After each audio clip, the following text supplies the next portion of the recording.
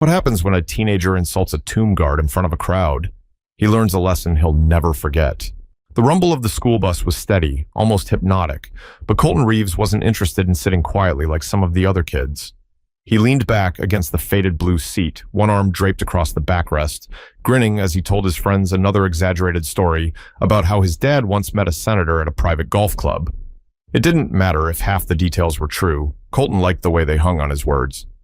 "Man, this is going to be so boring," he muttered, tapping his sneaker against the metal floor. "Who wants to look at a bunch of rocks in the ground?" The kid across the aisle, Tyler Green, chuckled, but didn't look entirely convinced. "It's not just rocks. It's like history. My granddad's buried in a military cemetery." Colton waved his hand like he was brushing off a gnat. "Yeah, but that's different. You know they make us come here every couple years just so teachers can pretend we're learning something. Like anybody cares." Up front, their history teacher, Mr. Daniels, stood in the aisle holding onto the rail. "All right, everyone, remember, when we get there, this is a place of respect. The guards at the tomb of the unknown soldier are serving an important duty. No talking during the changing of the guard, no horseplay, and keep your voices down." Colton smirked at Tyler, pretending to mime a soldier with exaggerated stomps and a frozen expression. Tyler laughed under his breath, but the girl sitting beside him shook her head. "You're going to get us all in trouble," she warned. Colton just shrugged. Trouble never really stuck to him. His dad's name had a way of smoothing things over, whether it was a coach looking the other way after he skipped practice, or a principal deciding a suspension might be too harsh. The bus eventually slowed as rows of white headstones came into view, stretching in perfect lines across green hills. Even from a distance, the place felt heavy with silence. A few kids pressed their faces to the glass, but Colton kept talking about the new sneakers he wanted to buy.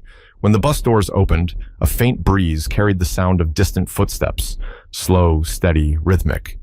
The group filed out, following Mr. Daniels toward the path leading up to the tomb. The air felt different here, cooler maybe, still.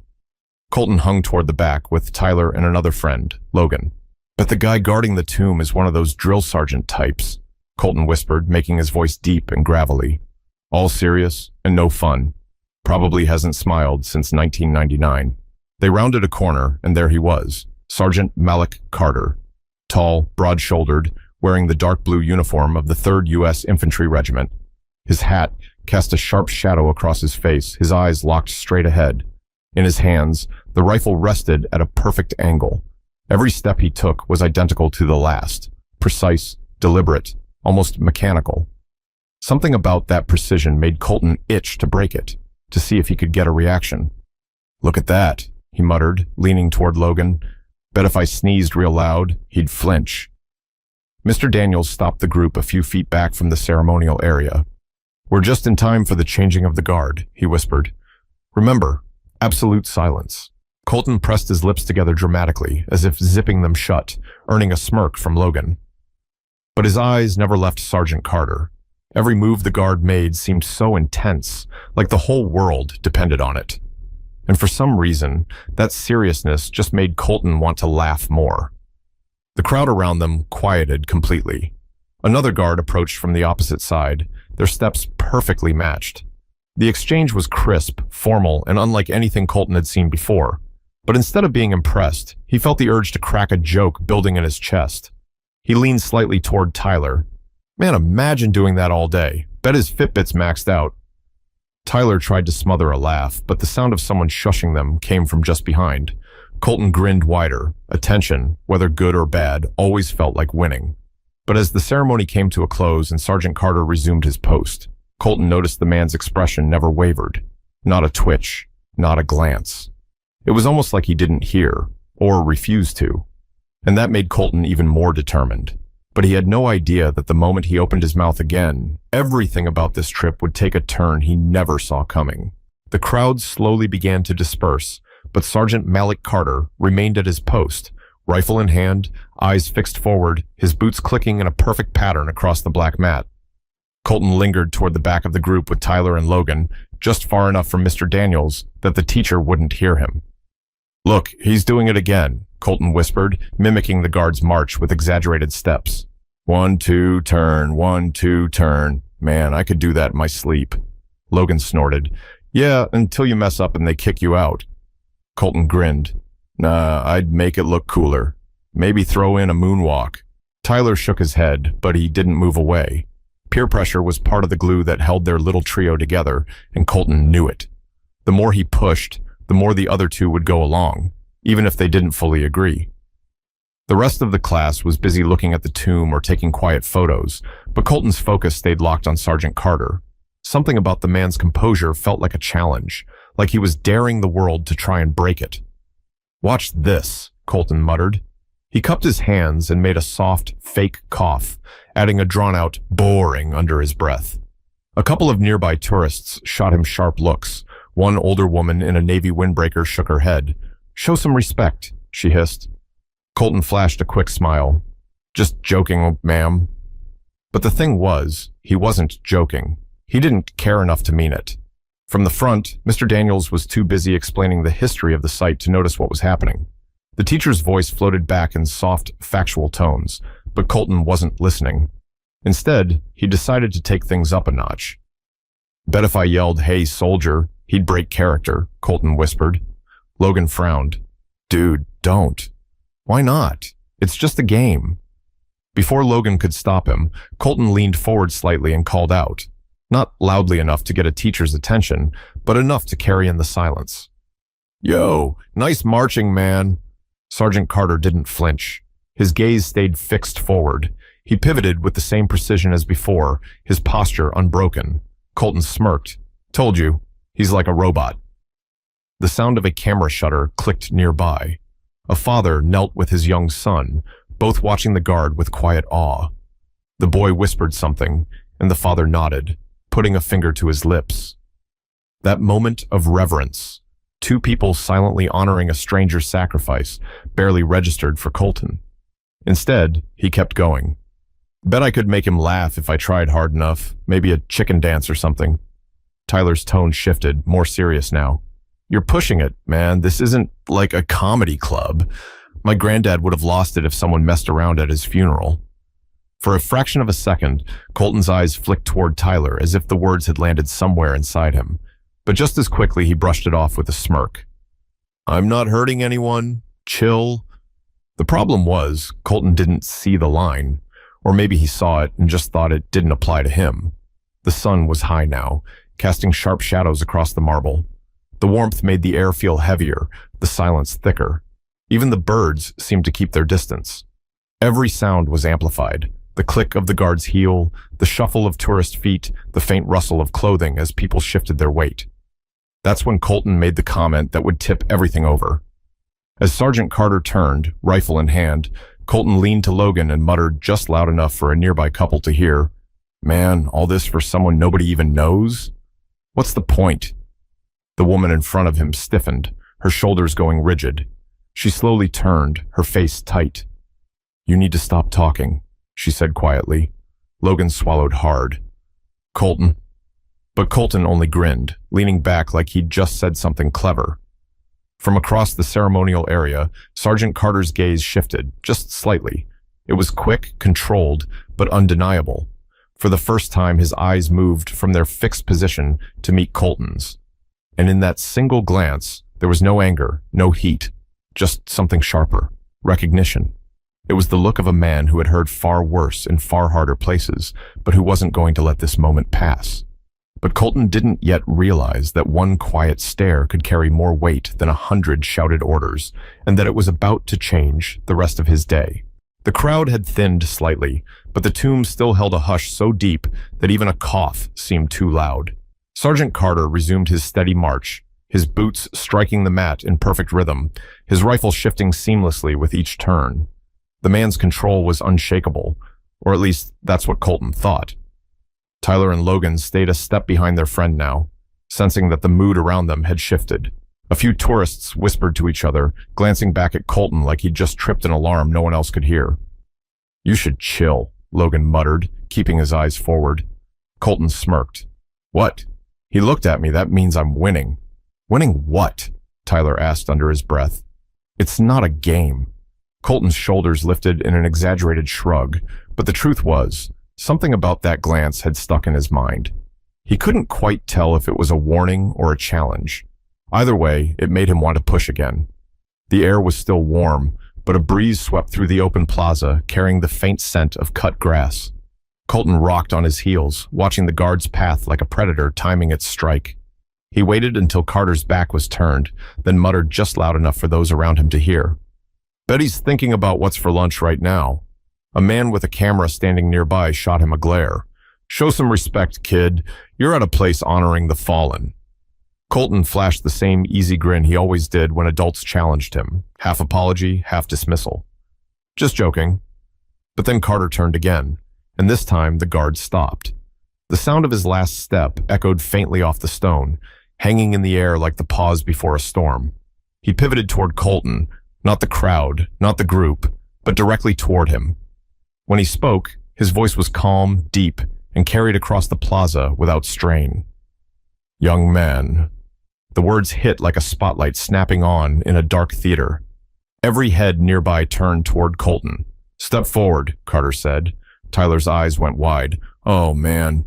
Colton hesitated for half a second, but backing down wasn't in his nature. He shoved his hands in his pockets and took a few slow steps until he stood near the low rope that marked the ceremonial boundary. Carter's gaze never wavered. "Do you know where you are?" Colton smirked faintly. "Arlington National Cemetery." "And do you understand what this place represents?" The tone wasn't sharp, but there was no softness either. It was the kind of question that made the air feel heavier. Colton opened his mouth, but Carter cut him off, not with volume, but with precision. "This is the tomb of the unknown soldier.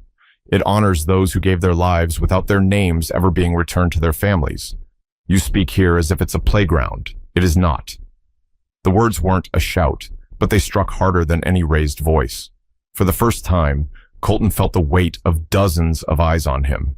Not the kind of attention he liked. Tourists, veterans, his classmates, all of them waiting to see what he would do next.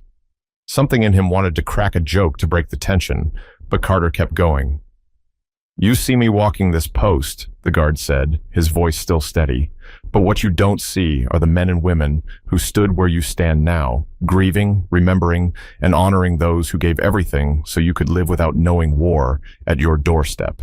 Carter paused, letting the silence settle. "You may not know them. You may never know their names. But you owe them your respect." A ripple passed through the crowd, quiet nods, the shuffling of feet as people adjusted their stance. Colton felt his face heat, but he wasn't sure if it was embarrassment or something else. Without another word, Carter turned sharply, resuming his march. The moment ended as abruptly as it began, but its echo stayed. Mr. Daniels approached from the side, his expression a mix of frustration and relief. "Colton, with me."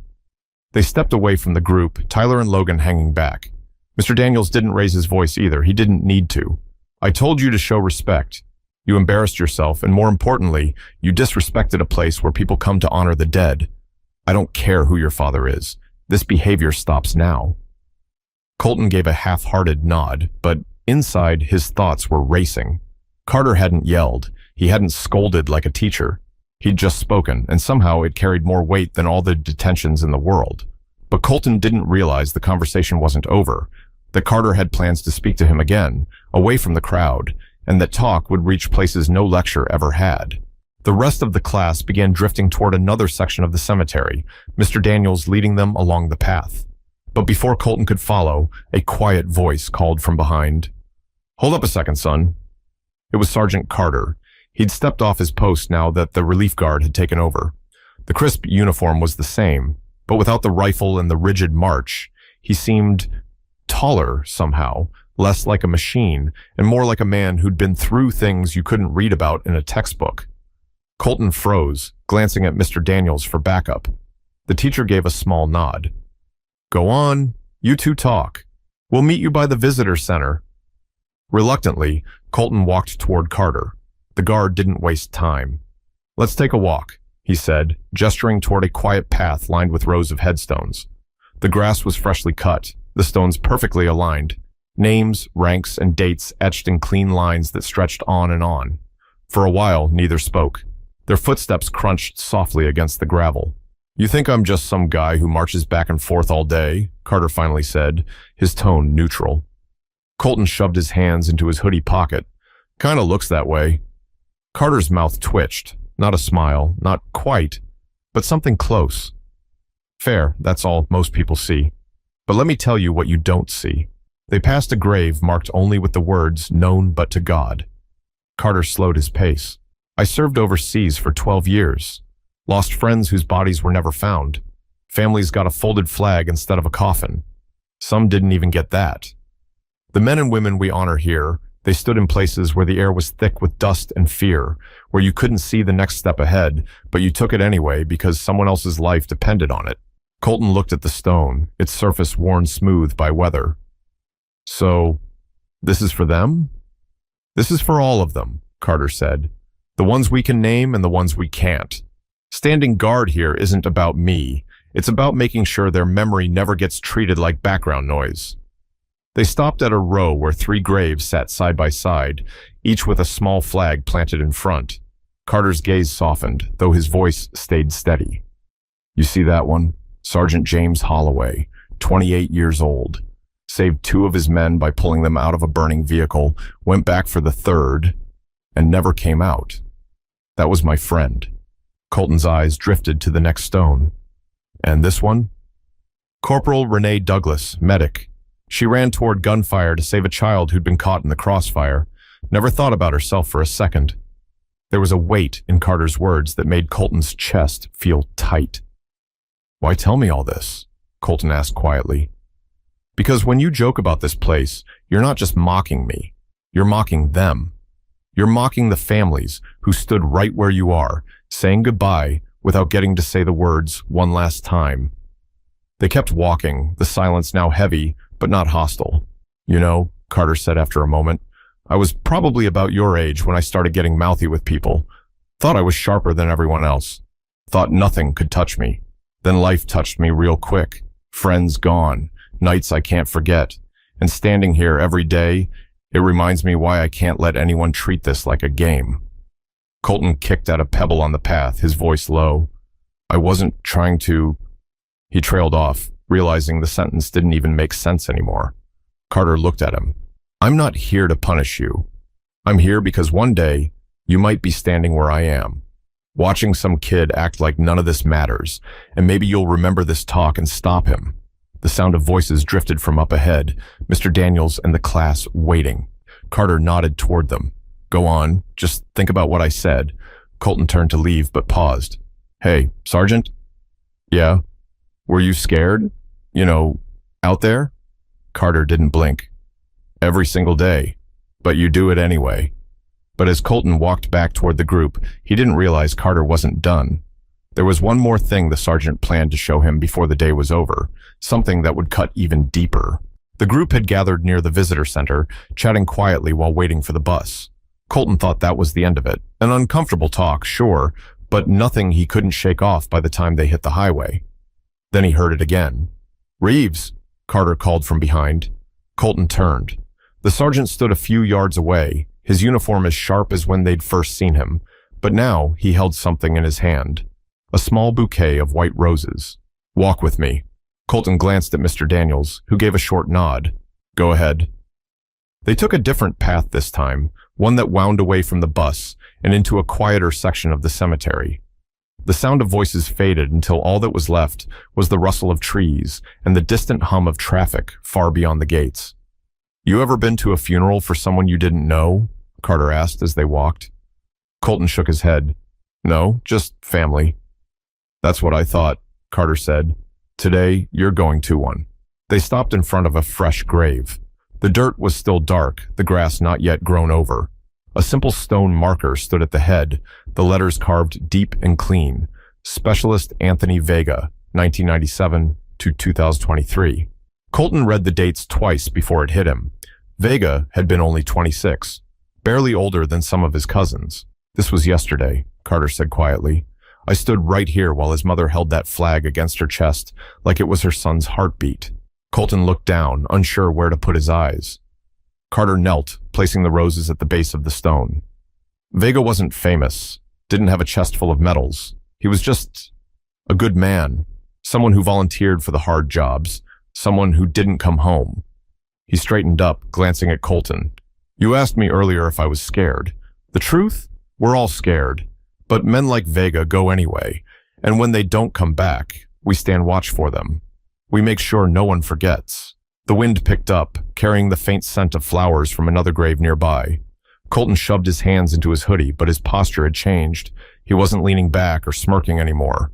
"What happened to him?" he asked, his voice low. Carter's eyes stayed on the headstone. "Roadside bomb, quick." He didn't even know it was there. For a moment, neither spoke. The weight of the silence was different now, not the uncomfortable kind, but the kind that made every word matter more.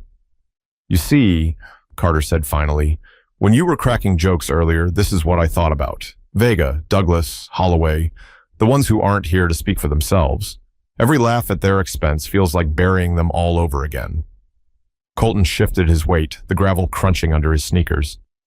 "I didn't think about it like that." "I know," Carter replied. "That's why I'm telling you. Respect isn't about agreeing with everything or understanding every choice made. It's about recognizing the cost someone else paid so you could stand here with the freedom to speak your mind without looking over your shoulder." They started walking back, passing row after row of white stones. The symmetry was hypnotic, the kind of thing you could lose yourself in if you stared too long. Carter broke the quiet once more. "One day, you might find yourself at a place like this for someone you love. You'll want the world to treat it like sacred ground, and you'll remember that it starts with how you treat the ones who came before." Colton didn't answer, but the words stayed with him like the steady beat of those guards' boots earlier. As they reached the edge of the plaza, Carter stopped. "This is the part where I let you go. But what you do with this, that's on you." Colton met his eyes for the first time without a hint of challenge. "I get it." Carter gave a small nod and turned back toward his post. But when Colton rejoined the group, he didn't realize Carter was about to take the lesson beyond him, turning it into something every single student would remember. The bus was still idling near the visitor center when Carter reappeared. The relief guard had taken over his post again, but the uniform was still immaculate, his movements still precise. Only now, his focus wasn't on the tomb. It was on the cluster of students waiting to load up. Mr. Daniels was the first to notice him approaching. "Sergeant Carter," he said, sounding a little surprised. "Sir, if you don't mind," Carter said, his voice calm but steady. "I'd like to say a few words to your class before they leave." Mr. Daniels stepped aside. "Of course." The chatter among the students died down as Carter stepped forward. He didn't bark or order them into formation. He simply stood there until the weight of his presence drew every eye his way. "You've all just walked through one of the most sacred places in our country," he began. "Some of you felt that the moment you stepped off the bus. For others, it might take a little longer to sink in." His eyes flicked toward Colton, not accusing, not lingering, but enough to let the boy know this was about more than just him. Carter continued, "Every stone you pass today is a story. Some stories are long, filled with years of service and moments of heroism. Others are short, so short they barely got a chance to begin. But all of them ended with the same thing, someone choosing to put their life between danger and the rest of us."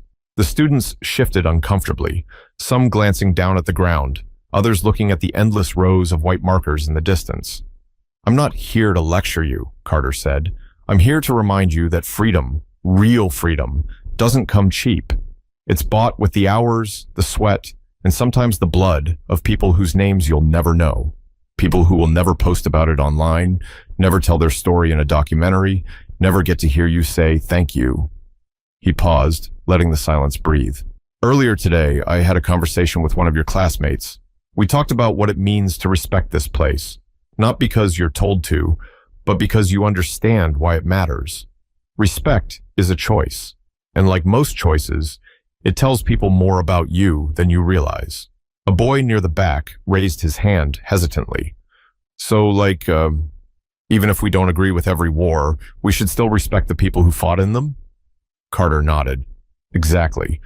You don't have to agree with every decision made by leaders or every reason a conflict started, but you can still honor the courage of the ones who went where they were told, knowing they might not come back. That's the difference between respect and agreement. One is about values, the other is about opinions." Another student, a girl near the front, spoke up. "What about the unknown soldier? If nobody knows who they are, why is it such a big deal?" Carter turned slightly toward her. Because that unknown soldier stands for every single service member who never made it home, every family who never got closure, every name that didn't make it into a history book. Guarding that tomb says, "We will not forget you, even if we never knew your name." A hush settled over the group again, the kind that comes when people start to understand something they'd only skimmed the surface of before. Carter took a breath, then said, "You don't have to serve in the military to honor service. You can do it in small ways, being present at moments like this, listening to the stories of veterans, standing still during a ceremony instead of reaching for your phone. The way you carry yourself in places like this reflects who you are everywhere else in life." His gaze swept over the group one last time. "One day, you'll all be adults. You'll make choices that affect more than just you. I hope when that time comes, you remember what you saw here today. Not me marching, not the rifles or the uniforms, but the rows of stones and what they mean." Without waiting for applause or acknowledgement, Carter stepped back, giving Mr. Daniels a nod before turning to walk away. The students stood there for a moment longer, quiet. Even Logan, who'd been laughing along with Colton earlier, didn't break the silence. Colton glanced down at his shoes, then back toward Carter's retreating figure. There was something in the way the man carried himself, not the stiffness of duty, but the steadiness of someone who understood exactly why he was standing there. But as the bus pulled away and the headstones slipped out of view, Colton knew he had one last thing to do before the day was over, a decision he wouldn't have made just hours earlier. The bus door hissed shut, and the diesel engine rumbled low as the driver waited for the signal to pull out. Most of the students had already slouched back into their seats, chattering in softer tones than they had that morning. The energy was different, muted, thoughtful. Colton sat by the window, watching the rows of white stones slide past in slow motion. The lines seemed endless, disappearing over the rise of a distant hill. For the first time, he wasn't trying to count them or make jokes about how uniform they looked. He just stared. He glanced toward the front of the bus, where Mr. Daniels was thanking the driver for waiting a moment longer. The teacher's eyes flicked back toward Colton, then to the open door. Colton got the message. He stood, making his way down the aisle as a couple of kids watched curiously. When his sneakers hit the pavement outside, the breeze felt cooler than before, brushing against his face as if the air itself was lighter beyond the bus. Sergeant Carter was there, standing near the visitor center steps. He wasn't at attention now. His posture was still straight, but his hands rested loosely at his sides. He looked up when Colton approached. "Thought you'd be gone by now," Carter said. Colton shrugged. "I didn't want to leave without saying, sorry." Carter studied him for a beat, his expression unreadable. "Sorry for what?" For acting like none of this mattered," Colton admitted, shifting his weight. "I didn't get it before. I wasn't trying to—" "You were trying to make your friends laugh," Carter said, finishing the thought. "That's what most of us do at 14, act like we've got it all figured out." Colton met his eyes. "But I didn't, and I guess I still don't. But what you said about Vega and your friend Holloway and Douglas, I think I'll remember that." Carter's gaze softened, just a fraction. "Good, because remembering is the whole point. The people buried here gave up every tomorrow they had so you could stand here today. If you walk away understanding that, then you're already honoring them." Colton hesitated, then asked, Do you think I could ever do what you do? Stand here like that?" Carter gave a faint smile. "It's not about standing here. It's about living in a way that shows you understand what's worth protecting. You don't need a uniform to do that." They stood in silence for a moment, the sound of the bus, idling behind them, filling the space between words. Finally, Carter extended his hand. "Take care of yourself, Colton." Colton shook it firmly, feeling the strength in the man's grip. Not just the physical strength, but the steadiness that came from something deeper. When he climbed back onto the bus, a few students gave him curious looks, but no one said anything. Tyler raised an eyebrow from their shared seat, but Colton just slid in and stared back out the window. The bus lurched forward, carrying them away from the cemetery. Colton watched until the white stones blurred into the distance and disappeared entirely. He leaned back in his seat, thinking about the words Carter had left him with. You don't need a uniform to live in a way that shows you understand what's worth protecting. That thought stayed with him the whole ride home. And maybe, he thought, that was the real point. Respect wasn't something you turned on just because an adult told you to. It wasn't about ceremonies or rules for the sake of rules. It was about seeing the value in things bigger than yourself, things you couldn't replace once they were gone. By the time the bus rolled back into the school parking lot, Colton knew the trip hadn't been a waste. It had been a wake-up call. In a world where it's easy to treat everything like background noise, remember that some things deserve your full attention, your silence, your respect, your gratitude. The next time you're in a place built to honor sacrifice, stand still, listen, let it matter, and then carry that respect into the rest of your life, where it counts the most.